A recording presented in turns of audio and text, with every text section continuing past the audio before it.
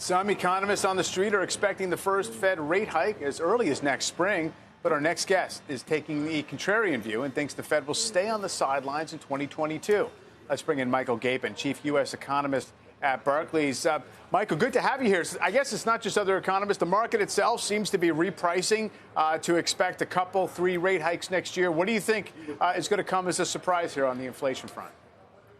Yeah, I think, first of all, thank you for having me on, and happy Thanksgiving to everyone out there. I think that the story would be the following, that the market has certainly internalized stronger shelter inflation, services inflation, and Fed communications that's saying, hey, we may want to lift rates for risk management purposes. So I'm not here to say that the market isn't getting a lot of this picture correct. I think what we're suggesting is that if the market's not internalizing something perhaps as much as we think it should, it's how much core goods prices could be falling next year, right? This is mainly a relative price story.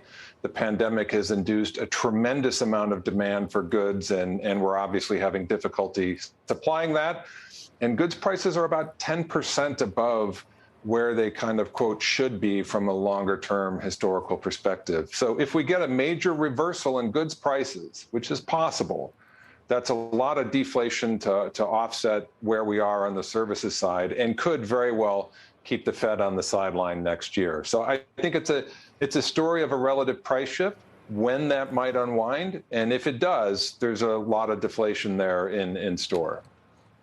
It's interesting, within the Fed minutes today, there was the Federal Reserve staff forecast that PCE inflation will migrate back to 2% next year. So clearly that's in some of the models, and most likely give back on the good side. I just wonder if you believe that that there's going to be sort of market patience to allow that to play out. I keep pointing out, the comparisons for inflation data over the next few months are still going to make it seem like year over year we're running pretty hot, most likely. So when do we get to that critical point when we have to say, okay, this is the new trend? Yeah, I mean, that's exactly right. The market's not kind of wanting the Fed to be patient and telling the Fed it should be patient. So I would say, and this is what's going to be tricky, you probably have to wait into the end of Q1 and into Q2, let's say that February to May time period, to really see this.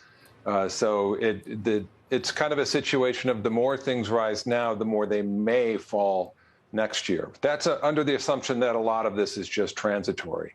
If there's permanent components, you're right. The upside surprises today mean it's easier to hit the Fed's trigger for liftoff, and they transition from tapering to rate hikes. So you're right. This will be kind of a tension between where markets think and or want the Fed to go, and whether the Fed can be patient long enough to see if core goods prices are indeed reversing like they may. So it's a very good way that you put it in a nice setup, in my view.